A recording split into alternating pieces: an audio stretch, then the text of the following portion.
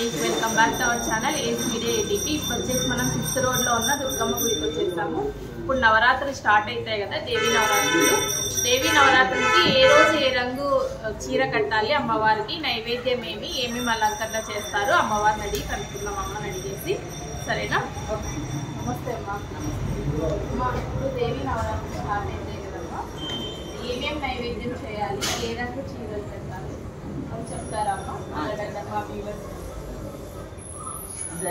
మొదటి రోజు బాలాజీ ప్రసిద్ధ ఎరుపు తెలుపు కలిసిన చీర. నైవేద్యం వచ్చి మామూలుగా పాలతో చేసిన పాయసం. రెండవ రోజు శుక్రవారము ఇది గాయత్రీదేవి. గాయత్రీదేవికి మామూలుగా బెల్లంతో చేసిన పాయసము, కనకాంబరం కలర్ చీర. ప్రసాదం వచ్చి బెల్లమన్నమే పెసలేసి చేయాలి. మూడో రోజు వచ్చి శనివారము శుద్ధ తదియ అన్నపూర్ణాదేవి. ఆవు పాలతో చేసిన నైవేద్యము తెలుపుగా ఉండాలి. బెల్లమేమి గుర్తు చక్కెర వేసి చేయాలి.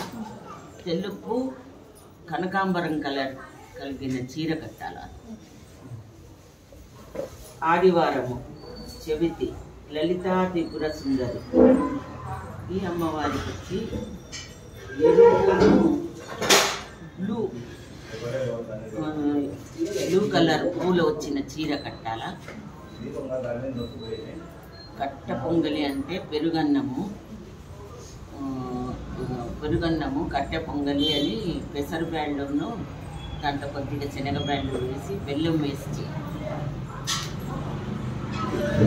సోమవారం శుద్ధ పంచమి శ్రీ చాముండీదేవి అలంకరణ. ఆమెకి పూర్తి ఎరుపుండే చీర కట్టాల. నైవేద్యం వచ్చి పులిహోర చేయాలి. మంగళవారం శుద్ధ పంచమి షష్ఠి మహాలక్ష్మీదేవి అలంకరణ. మహాలక్ష్మీదేవి అలంకరణకు పూర్తి తెలుపుండి బార్డరంతా ఎరుపొచ్చి అక్కడక్కడ ఎరుపొచ్చిన పూలు వచ్చిన చీర కట్టాల. ఈమెకి చిత్రాన్నం వేసుకుంటారు. స్వీట్గా ఆవు పాలతో ఏ స్వీట్ అయినా పెట్టచ్చు.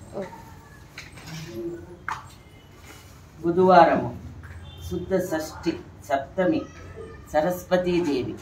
మూలా నక్షత్రం కూడా కలిసి ఉంది కాబట్టి ఈరోజు 3 రకాల నైవేద్యాలు పెట్టాలా.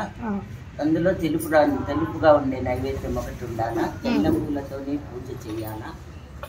తెల్లది చీర బంగారు కలర్ అంచు ఉండాల.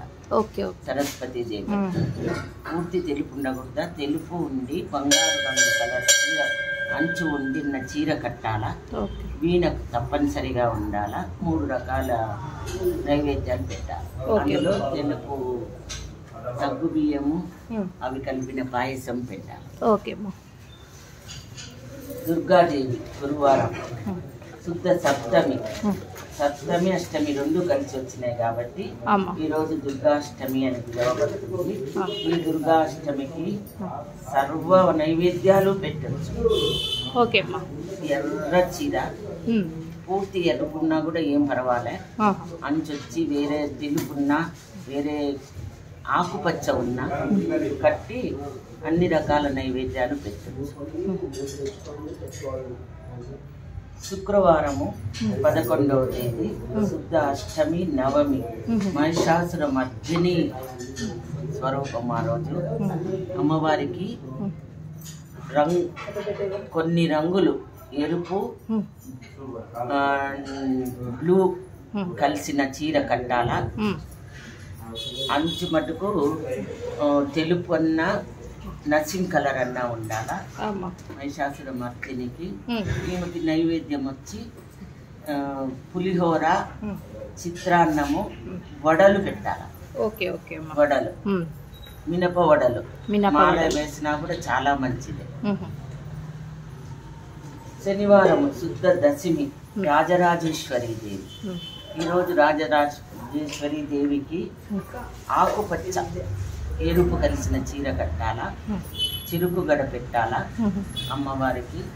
నైవేద్యంగా 5 రకాల నైవేద్యాలు పెట్టాలా.